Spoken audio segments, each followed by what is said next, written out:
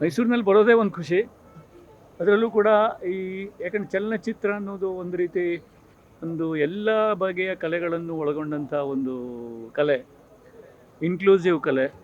ಎಲ್ಲರದ್ದು ಅಂದರೆ ಅದರಲ್ಲಿ ಸಂಗೀತ ಇದೆ, ಸಾಹಿತ್ಯ ಇದೆ, ಜನಜೀವನ ಇದೆ, ಎಲ್ಲವೂ ಇದೆ ಅದರಲ್ಲಿ.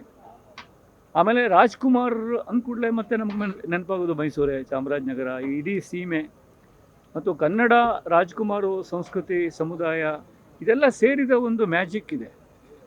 ಅಂದರೆ ನಾವು ಬೆಳೆದಿರೋದೇ ಹಾಗೆ. ಒಳ್ಳೆ ಹಣ್ಣು ಆಗಬೇಕು ಅಂದರೆ ರಾಜ್ಕುಮಾರ್ ಚಿತ್ರ ನೋಡಿ ಕಲ್ತಿದ್ದೀವಿ.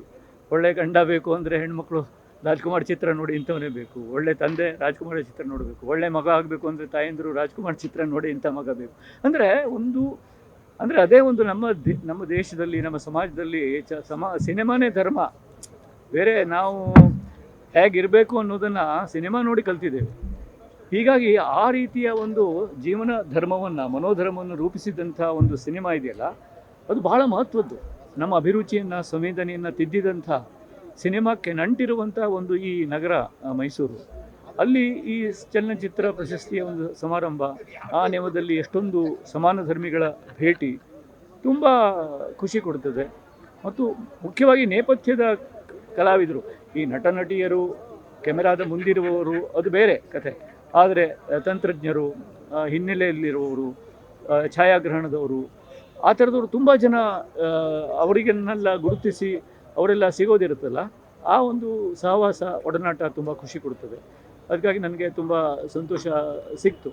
ಆಮೇಲೆ ಈ ರಾಜ್ಯ ಚಲನಚಿತ್ರ ಪ್ರಶಸ್ತಿಯ ಒಂದು ವಿಶೇಷತೆ ಅಂದರೆ, ಸಾಮಾನ್ಯವಾಗಿ ಹೆಚ್ಚಿನ ಜನಪ್ರಿಯ ಚಲನಚಿತ್ರ ಪ್ರಶಸ್ತಿಗಳಲ್ಲಿ ತುಂಬ ಜನಪ್ರಿಯವಾದಂಥ ಚಿತ್ರಗಳೇ ಅಲ್ಲಿ ರಾರಾಜಿಸ್ತಾ ಇರ್ತವೆ. ಇಲ್ಲಿ ಹಾಗಲ್ಲ. ಮೌಲಿಕವಾದ ಚಿತ್ರಗಳು, ಬಹುಶಃ ಜನಪ್ರಿಯವಾಗದೇ ಇರೋ ಚಿತ್ರಗಳು, ಕಾದಂಬರಿಯ ಮೇಲೆ ಮೌಲಿಕವಾದಂಥದ್ದು ಆದರೆ ಹೆಚ್ಚು ಜನರಿಗೆ ಗೊತ್ತಾಗದೇ ಇರುವಂಥ ಚಿತ್ರಗಳು, ಅಂಥ ಚಿತ್ರಗಳು ಇಲ್ಲಿ ನಮಗೆ ಈ ಒಂದು ನೆಲೆಯಲ್ಲಿ ನೋಡೋಕ್ಕೆ ಸಿಗ್ತವೆ. ಅಂಥ ಚಿತ್ರಗಳನ್ನು ಗುರುತಿಸಿ ಇಲ್ಲಿ ಅದಕ್ಕೆ ಬೆಲೆಯನ್ನು ಕಟ್ತಾರೆ. ಹೀಗಾಗಿ ಬೇರೆ ರೀತಿಯ ಒಂದು ಚಿತ್ರಗಳ ಒಂದು ಮೌಲ್ಯಮಾಪನ ಕೂಡ ಇಲ್ಲಿ ನಡೆಯುತ್ತೆ. ಹೀಗಾಗಿ ಇದರ ಜೊತೆಗೆ ಇರೋದು ಕೂಡ ಒಂದು ಖುಷಿ ಸಂಗತಿ. ಬಹುಶಃ ನಾನು 2 ಮಾತು ಜಾಸ್ತಿ ಆಡಿದೆ ಅಂತ ಕಾಣುತ್ತೆ. ನನಗೆ ತುಂಬ ಖುಷಿ. ಸಾಹಿತ್ಯ ಸಂಗೀತವೇ ಸಿನಿಮಾವನ್ನ ಗೆಲ್ಲಿಸುವಂತ ಒಂದು ಕಾಲ ಇತ್ತು. ಇತ್ತೀಚೆಗೆ ಸಾಹಿತ್ಯ ಸಂಗೀತ ಎಲ್ಲೋ ಹಿಂದೆ ಉಳ್ಕೊತಾ ಇದೆ ಅಂತ ಅನ್ಸಲ್ಲ ಸರ್? ಈ ಕಾಲಘಟ್ಟದಲ್ಲಿ ಸಿನಿಮಾಗಳಲ್ಲಿ ಪ್ರಾಮುಖ್ಯತೆ ಸ್ವಲ್ಪ ಕಡಿಮೆ ಆಗ್ತಾ ಇದೆ.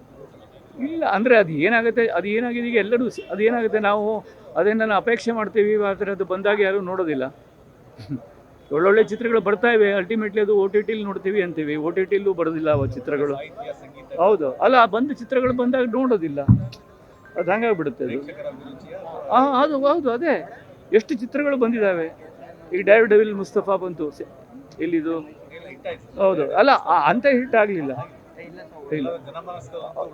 ಉಳ್ಕೊಂಡಿದೆ. ಬಟ್ ಅದು ಎಷ್ಟು ಅಂತ ಅದನ್ನು ಮಾಡಿದ ನಿರ್ಮಾಪಕರಿಗೆ ಮತ್ತೆ ಅಂತ ಒಂದು ಅದು ಅಲ್ಲ, ವ್ಯವಹಾರ ಆಗಬೇಕು. ಅಂಥ ಚಿತ್ರಗಳು ಹಿಟ್ಟಾದರೆ ಈಗ ಮಲಯಾಳಂನಲ್ಲಿ ಹೇಗೆ ನಡೀತವೆ, ಮರಾಠಿಯಲ್ಲಿ ಹೇಗೆ ನಡೀತವೆ, ಬೆಂಗಾಲಿಯಲ್ಲಿ ಹೇಗೆ ನಡೀತವೆ, ಆ ಥರ ನಡೆದರೆ ಆವಾಗ ಉಳಿದ ಅಂಥ ಚಿತ್ರಗಳನ್ನು ಮಾಡೋಕ್ಕೆ ಜನ ಮುಂದೆ ಬರ್ತಾರೆ. ಸೊ ಅದನ್ನು ನಾನು ಹೇಳೋದು, ಆ ರೀತಿ ಚಿತ್ರಗಳಿಗೆ ತುಂಬ ಜನ ಮುಂದೆ ಬರಬೇಕು. ಅದೇ ಚಿತ್ರ ಬೇರೆ ಭಾಷೆಯಲ್ಲಿ ಬಂದರೆ ಜನ ಮುಗಿಬಿಡ್ತಾರೆ. ಸಾಮಾಜಿಕ ಚಿತ್ರಗಳು ಕೇವಲ ಪ್ರಶಸ್ತಿಗೆ ಅಷ್ಟೇ ಸೀಮಿತ ಆಗ್ತಾ ಇದೆ ಅಲ್ಲ, ಅದು ಆಗಬಾರ್ದು ಅಂತ ನಾನು ಹೇಳೋದು. ಹೌದೌದು, ಅದೇನಾಗುತ್ತೆ, ತುಂಬ ಅಬಂಡೆನ್ಸ್, ವಿಪುಲತೆಯೇ ಒಂದೊಂದ್ಸಲ ವಿಫಲತೆಗೆ ಕಾರಣ ಆಗ್ತದೆ. ತುಂಬ ವಿಪುಲತೆ ಕೂಡ ಆಗಬಾರ್ದು. ಹೌದು, ಅದಕ್ಕೆ ಅದು ಏನು ಕಾರಣಗಳು ಗೊತ್ತಿಲ್ಲ, ಅದ್ರ ಬಗ್ಗೆ ಮಾತಾಡಿದ್ದಾರೆ ಇವತ್ತು ಇದರಲ್ಲಿ. ಹೌದು.